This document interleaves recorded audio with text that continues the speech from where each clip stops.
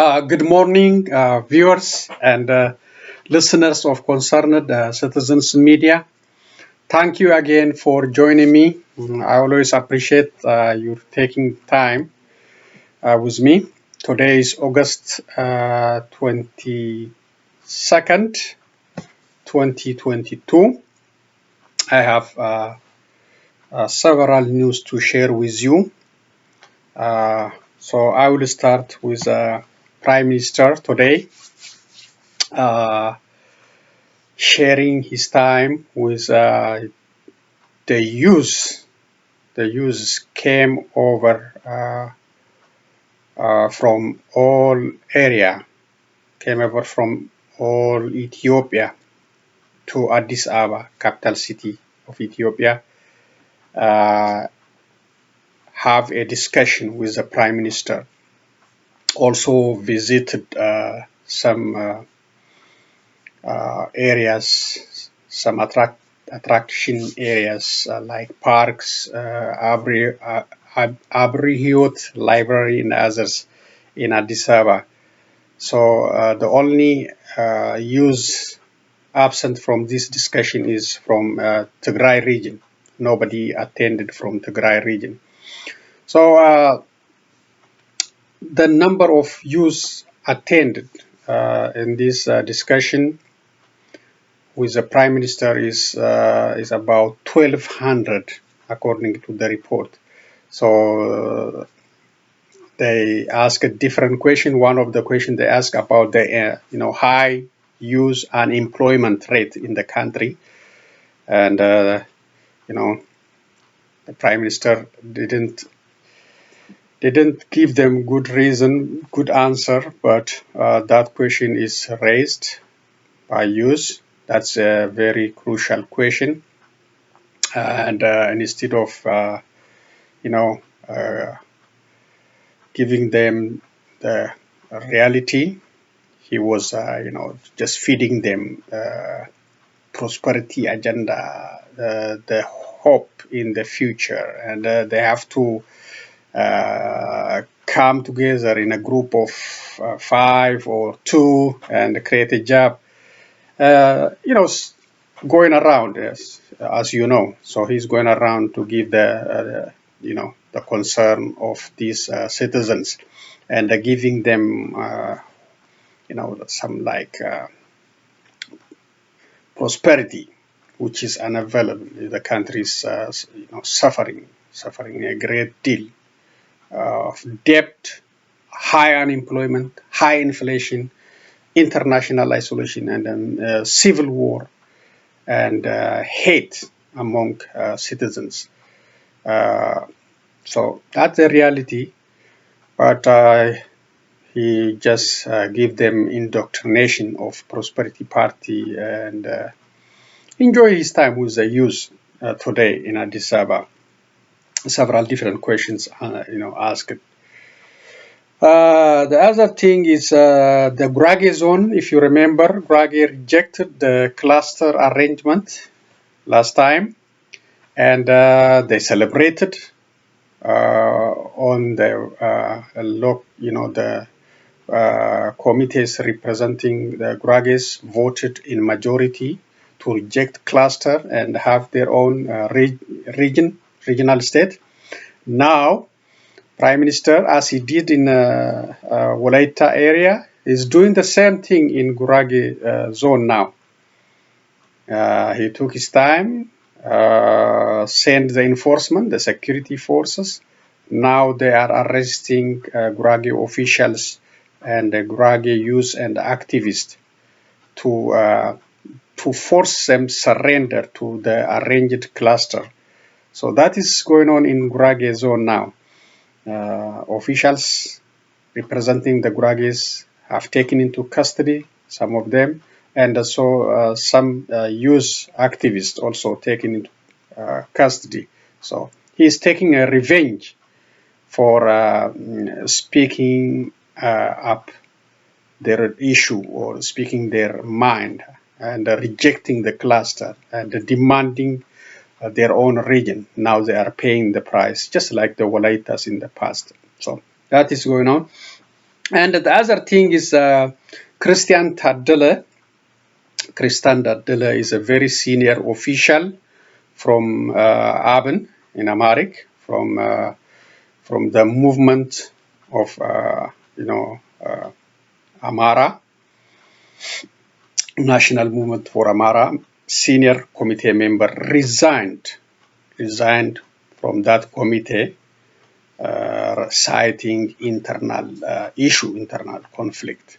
So he resigned officially from that committee, but he said he will continue serving in the parliament and also serving the interest of Amara as a member.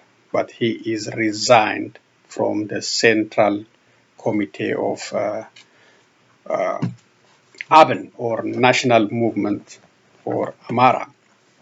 So let's continue with other news, and I have also videos at the end, a couple of videos I shared from different media. Thank you again. This one is the cruelty, criminal activity in Oromia region. This is a new kind of pressure on Oromos to surrender to Abiy Ahmed administration. So let's read to you. Newest criminal conduct in Oromia. Charging market entrance fee in Oromia. Security forces and local officials in Hinchinni town in West Shoa zone in Oromia region charged Oromos who are coming to buy basic supplies from the market. According to the information obtained from residents of Hinchinni, these officials and the government cadres charged everyone, including underage children, women, and senior citizens. $30 Ethiopian birr is collected from every person just for coming to the market as an interest and as an entrance fee when you go to a movie or a club. These officials also charged from 1,000 to 1,500 Ethiopian birr to individuals coming to the market without ID cards. If you don't have ID card, they will collect 1,000 to 1,500 Ethiopian birr. These local officials also charge excessive taxation on livestock, chicken, and on other farmers' items brought to the market. Such illegal practices on vulnerable Oromo population will worsen the living conditions of Oromos who have been already suffering from continued war, devastating drought, and hunger in the region. Taxation on what you buy or sell is common, but charging a person for coming to the market is the outrageous criminal practice must be addressed before duplicating somewhere else. We are being treated as a second citizens of this country, said the first-hand witness on this matter in expressing his frustration to the media. Subjecting citizens to economic slavery, starvation, and drought are the newest strategies the current Ethiopian government is using to force citizens, especially Oromos, to surrender to its brutal government system. We all should be aware of such violations, resist against it, and expose it to the global community by all available means. So this is a crime, and this is a human rights violation, and also a very outrageous criminal conduct carried out in Hinchinni, West Shoa zone in Oromia region. It could be duplicated into other areas if it's not controlled right now. So we should play our part, raising the issue on media, and let the global community know about what kind of violation is happening in Oromia region.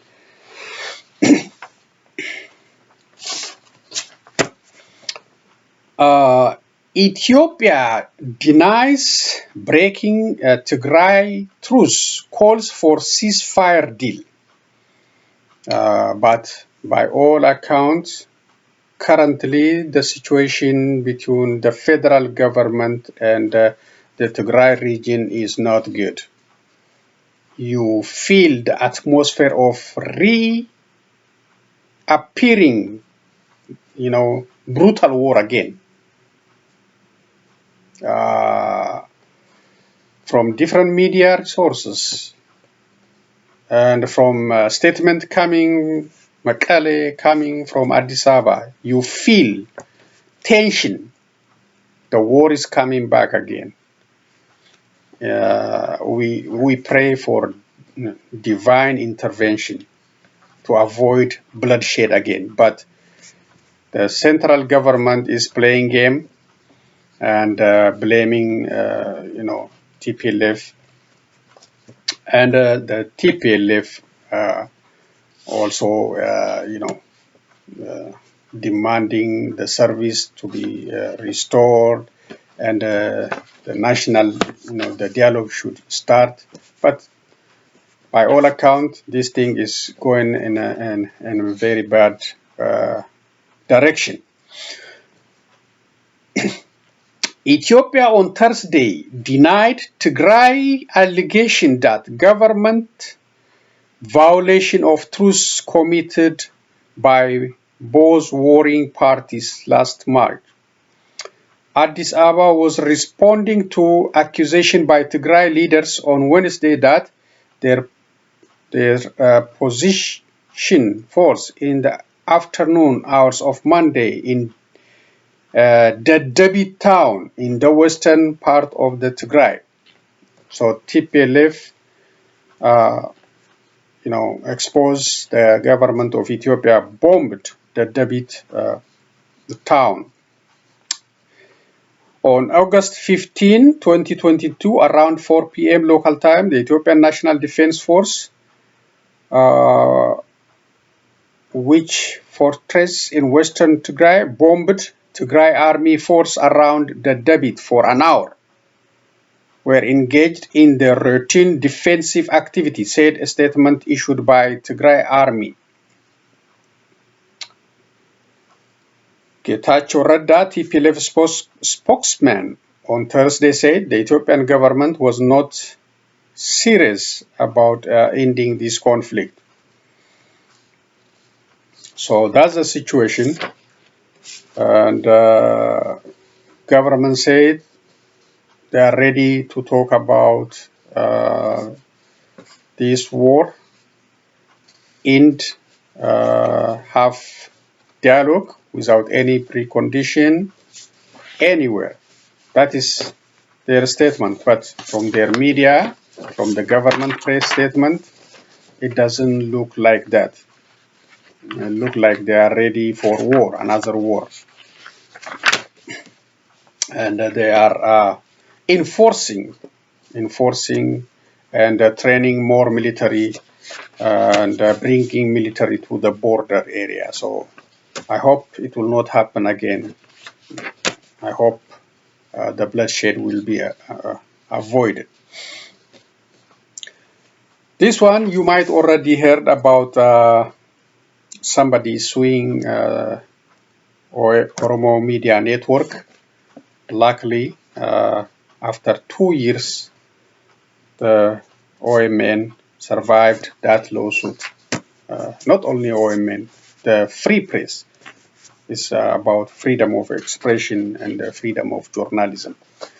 That was an attempt by those supporting the Prime Minister, brought this lawsuit. Let me read what it says.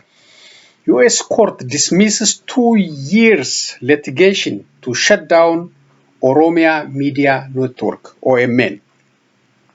On August 6, 2022, the 8th Circuit ended a lawsuit against the non-profit media organization Oromia Media Network, OMN, affirming the dismissal of claims brought against the organization based on its reporting.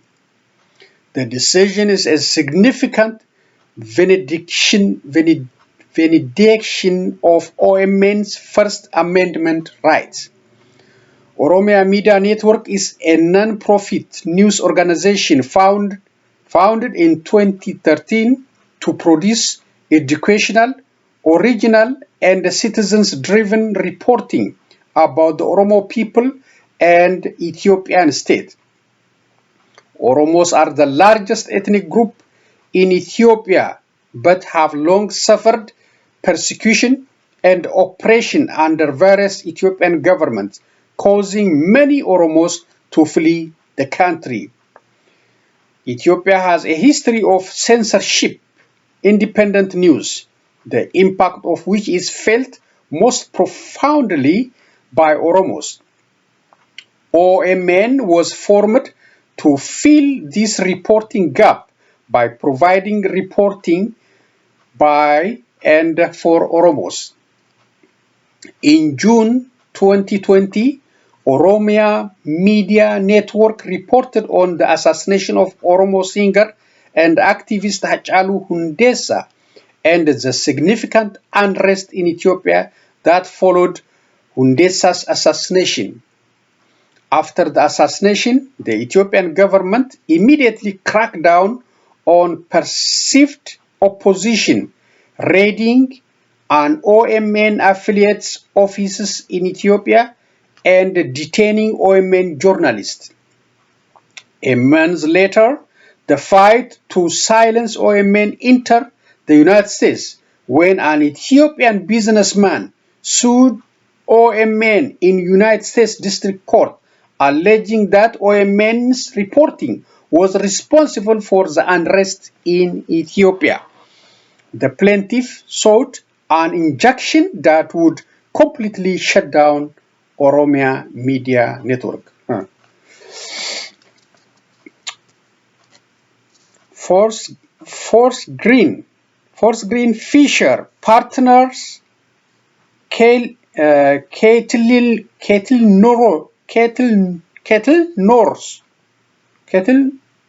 Ross Fisher and Virginia McCormont led a team that represents Oromia Media Network in the district court. They are joined by Green Espel attorney Aaron Knoll, and on appeal, the district court agreed with OMN that lawsuit should be dismissed and the plaintiff's requested injunction denied. The court noted, among other things, that the plaintiff's conclusory characterization of OMN's speech does not suffice to overcome its First Amendment protection. Samuel versus Oromia Media Network, et al. 569 F.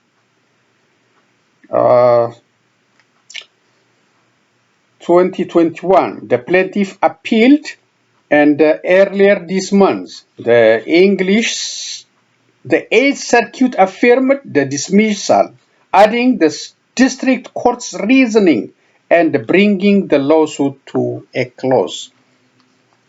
The win is significant for Oromia Media Network and other media organizations. The district court recognized that there is a high bar to overcoming First Amendment preemption.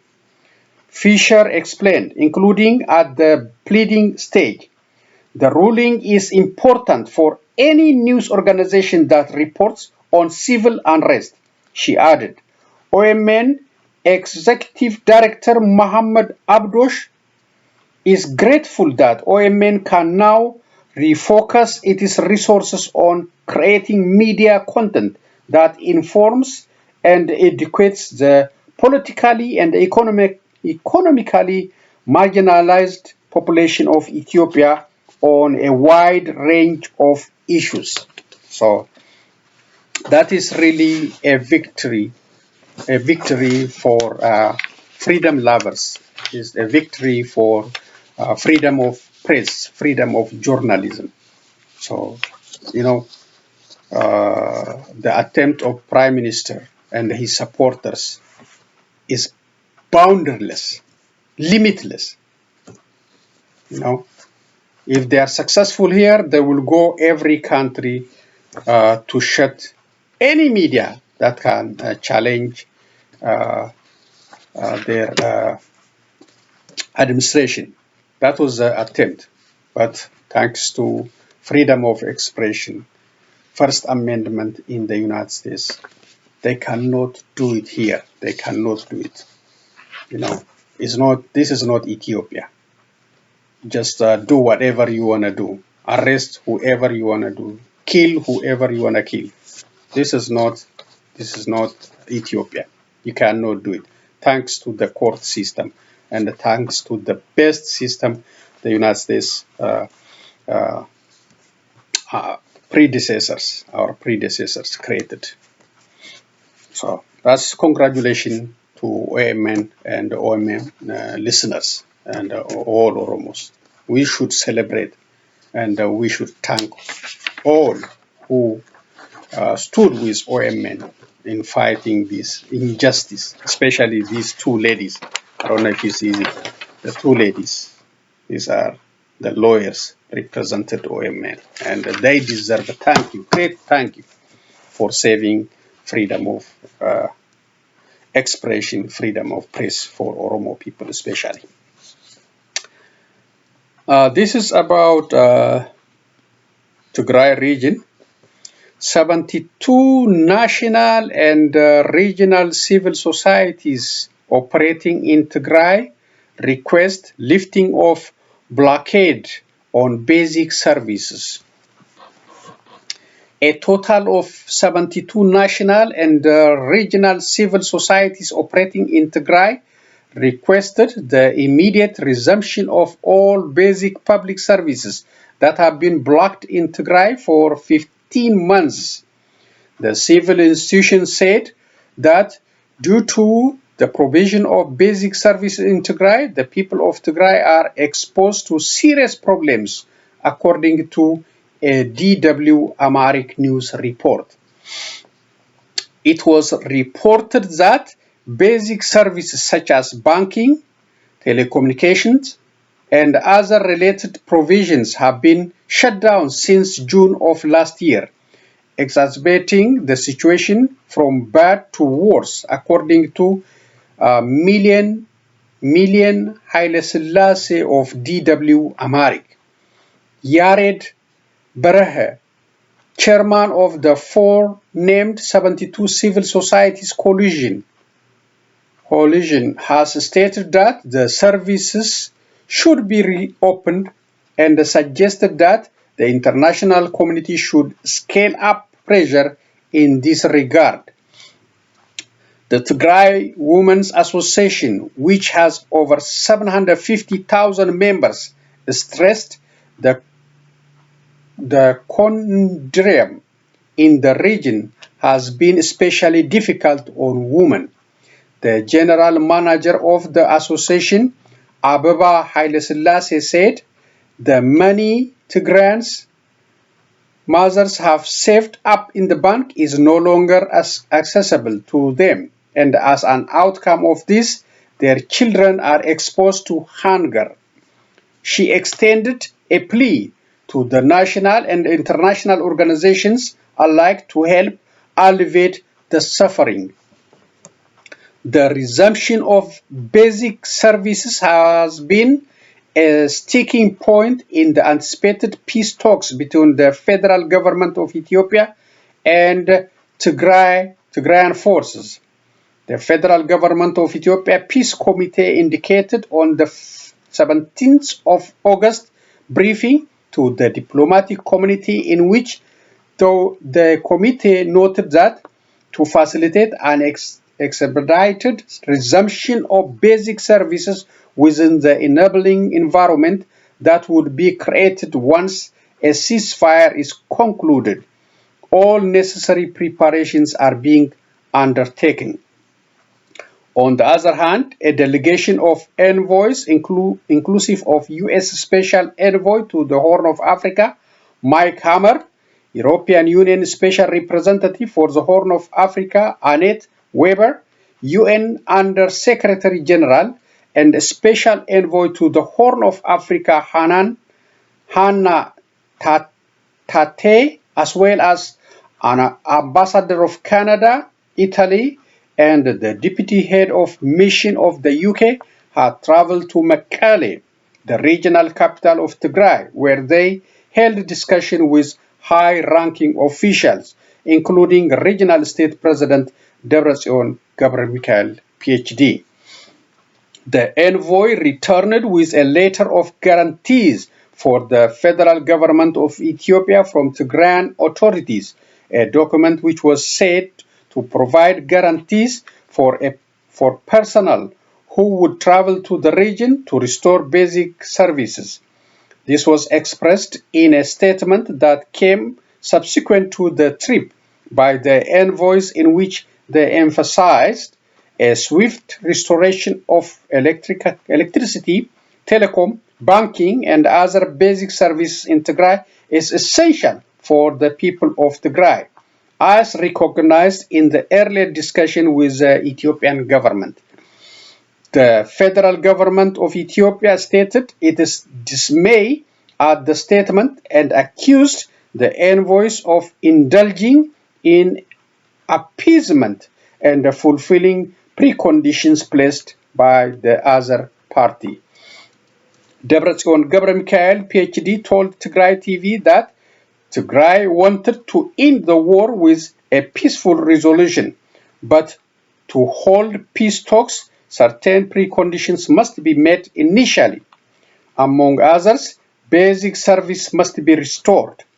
This came in stark contrast to the federal government of Ethiopia's position that peace talks should commence without any precondition. So credit at this standard. So that is the back and forth of the situation between the federal government of Ethiopia and all these 72 national and regional civic service calling to end the embargo. It should end. I never seen total embargo. War happened before in Ethiopia, but this government is different, really. Very bad. The embargo is still going on Wallagga for 4 years, but no international media is talking about that. This is from Daily News, Egypt. Joint military exercise Hercules II kick off at Mohammed Nagu base. Egypt launched the joint military exercise Hercules II on Sunday with the participation of Saudi Arabia, the United Arab Emirates, Greece, and Cyprus. Jordan, the United States of America, the Democratic Republic of Congo, and Bahrain also participate in the exercise as observers. The exercise will last for several days at the Mohammed Najib military base and the training areas in the northern military region. Khalid Ahmed Shawiki, head of the Armed Forces Exercise Commission, delivered a speech in which he pointed to the importance of joint training to upgrade combat capabilities and a unified vision to face common challenges. He said that the General Command of the Armed Forces was keen on good preparation and high-level planning for all training procedures, and was also keen on the participation of experts from the International Committee of the Red Cross in training to consolidate respect for the rules of international humanitarian law governing armed conflict. The first stage of the training includes the opening ceremony, the procedures for integrating and familiarizing the participating forces to unify the concept, an exhibition of weapons and equipment used in the training, as well as holding lectures in the fields of cybersecurity and international humanitarian law. The Hercules II training is a continuation of the development and strengthening of military relations between Egypt and brotherly and friendly countries with the aim of developing and consolidating the foundations of military cooperation and developing joint work to contribute to the exchange of experiences using all weapons and equipment with advanced technology. So that is the joint military exercise conducted in Egypt by the host nation, and Jordan and Bahrain, United Arab Emirates all participated, and others are a witness, USA and the Democratic Republic of Congo. This is from U.S. State Department on the terrorist attack in Hyatt Hotel in Mogadishu. This is a press release. The United States strongly condemns the Al-Shabab attack at the Hyatt Hotel in Mogadishu.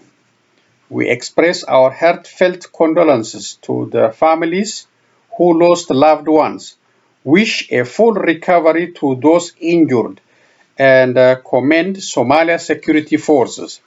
The United States remains steadfast in our support for Somalia and African Union-led efforts to counter terrorism and build a secure and prosperous future for the people of Somalia. Al-Shabab is a problem, has been a problem for instability in Mogadishu. So many catastrophe, so many days destruction in that country, and nobody knows what the solution except chasing each other, except killing each other. Nobody come up with some kind of strategy to settle what Al-Shabaab is looking. Is it power? What is that? Why is killing guests in the hotel, Hyatt Hotel? Why? You know, it has been like that. Instability in Mogadishu for a long time. And somebody should talk to them, what they need. Share the power if the power is a problem. Instead of instead of dealing with the continuation of bloodshed, destruction in Mogadishu. They speak the same language. They speak Somali. I don't understand anyway. Statement by President Joe Biden marking Slavery Remembrance Day. This is from the White House. Okay. More than 400 years ago, 20 enslaved Africans were forcibly brought to the shores of what would become the United States. Millions more were stolen and sold in the centuries that followed, part of a system of slavery that is America's original sin. Great nations do not hide from their history. They acknowledge their past, both the triumphs and the tragedies. Today is a day to reflect on the terrible toll of slavery and on our nation's profound ability to heal and emerge stronger.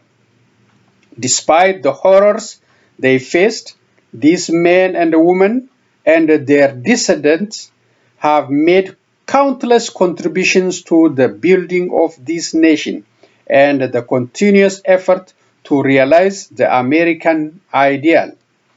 I was honored last year to declare Juneteenth a national holiday, another moment to reflect and rededicate ourselves to becoming a more perfect union.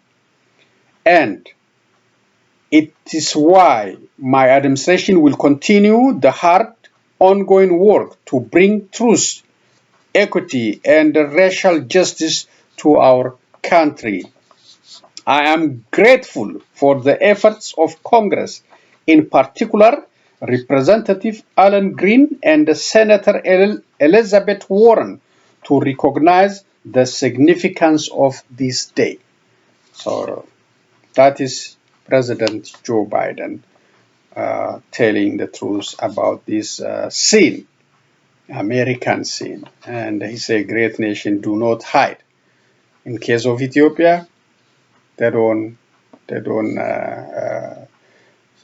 heal. They don't want to heal the situation. And instead, what they do, they want to revive it by bringing Menelik to the White House and by glorifying him, try to repeat other crimes under his name. Oromos and others have grievances against Menelik. It should be resolved in such a way as the way the President Joe Biden is discussing. Sin is done in the past, can be resolved by discussion, by dialogue, instead of glorifying the sin and try to repeat the bad mistake done before. So thank you again. That's the end of the reading. Let's share a couple of videos very quickly and end today's presentation.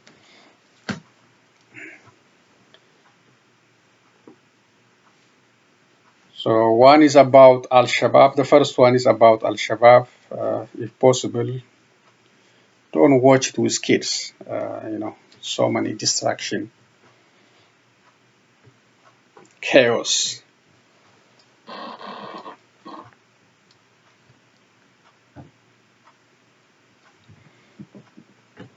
There we go. So.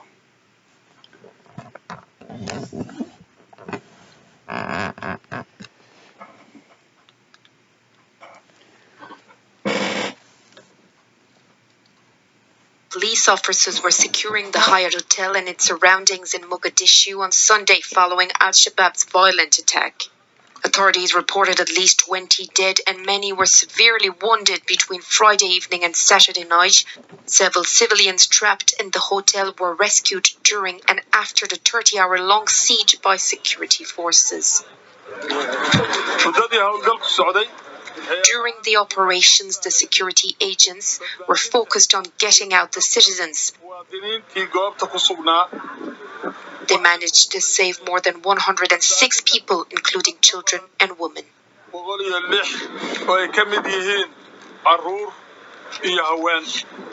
hotel suffered heavy damage during the gunfight between Somali forces and the terrorists. Police also had to check the building as they feared some explosives could be hidden inside. What happened here is a disaster. It is affecting us on two levels, as some of us know people who have died and are facing property destruction. The hotel siege lasted about 32 hours. Security forces and Al-Shabab fought on top of us. As you can see, there are many properties torn. Such incidents are repetitive, and us young men are always the victims of such attacks. The Hyatt Hotel is a favorite meeting spot for government officials whom Al-Shabab militants have been targeting for the last 15 years. This is the deadliest attack committed by the Al-Qaeda-linked group since Somali's new president took office in May. Take control of your moving experience with United Van Line's personalized move portal. It's how smart movers like you manage the moving experience all in one place. I thank the gentleman for yielding. This en bloc includes my amendment number 114 to require the Secretary of Defense to submit a report to Congress every 6 months detailing the short and long-term plan for the Pentagon's response to Russia's invasion of Ukraine. Russia invaded Ukraine in February, and yet we have not had another briefing by our military generals and the State Department and Director of National Intelligence as we did prior to that invasion. Now, reported in Fox News by Jackie Heinrich on February 5th of this year, General Milley predicted that Kiev would fall in 3 days' time. That did not happen. And the Ukraine people have bravely been fighting that war, and it has now evolved into a war of attrition. But Congress has not been read into any of the administration's plans. The Speaker of the House brought a bill to the floor rapidly to provide $40 billion to the military effort in Ukraine. I, like everyone else, am horrified by what Russia is doing on the ground in Ukraine. I supported that bill. But you cannot bring another bill to the floor of this House asking for continued aid when we have not even had a report or briefing by the people advising the administration on what is happening on the ground. We have to have that information. Simply adding more money to what has already gone without a strategy to back up that assessment is a failure on the part of the House of Representatives, and one in which I will not participate. I thank the Speaker, and I yield back. Okay, this is the last one. Wedding ceremony in Yemen. I think it's the last one.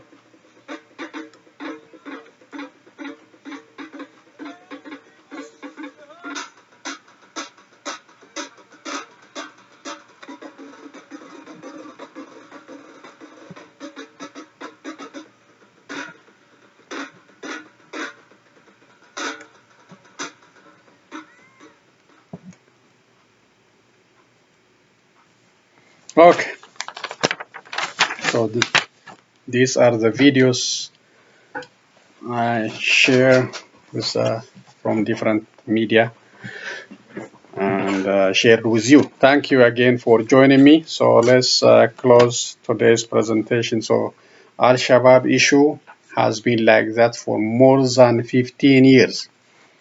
That's why I say these people, they speak the same language. They have to find a closing for this bloodshed and destruction, instead of keep fighting each other. They have to find a solution with the seniors in Somalia. I think it can be resolved. What Al-Shabaab is looking, share the power. Don't give them complete power if they demand. Just share. Let them in instead of witnessing continued bloodshed in that country. And the person in Congress also raising a very important issue, just funding billions and billions of dollars in this war will not be a solution. The war is still going on, destruction is still going on. They have to also find out. They have to find out a different strategy how to end this war. Our money is going there in billions, and it's not effective.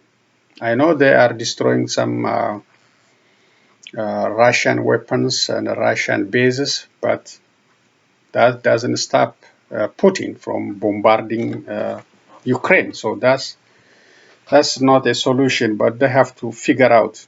So that's all I'm gonna say for today. And the one is very ridiculous, outrageous criminal activity going on in Oromia and Hinkini, Western Shore. That must be stopped.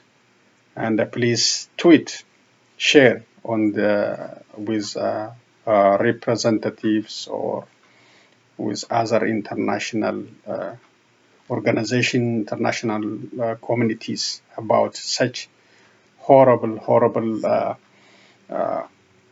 attempt by Prime Minister Abiy Ahmed officials in Oromia region to create economic slavery and force the people to surrender this unjustified, unjust system in that country. So, charging people for coming the market is unfair and is putting a burden, heavy taxation. These are different strategies, and denying the existence of hunger and drought is also another strategy, because when people are weak, when people are dying, they cannot fight for their freedom.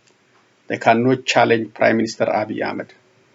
Easily he can defeat them. That's the strategy. That's why they deny the existence of hunger, so the international community will not help them. So that's all I'm going to say for today. And thank you for joining me. I will be back with other news, possibly positive news. And I worry about the Tigray and federal government, propaganda and army getting ready to start the war again. That's number one worry for now. So I hope it will be resolved through ceasefire and a peaceful talk dialogue. Thank you. Be safe. So long, everyone.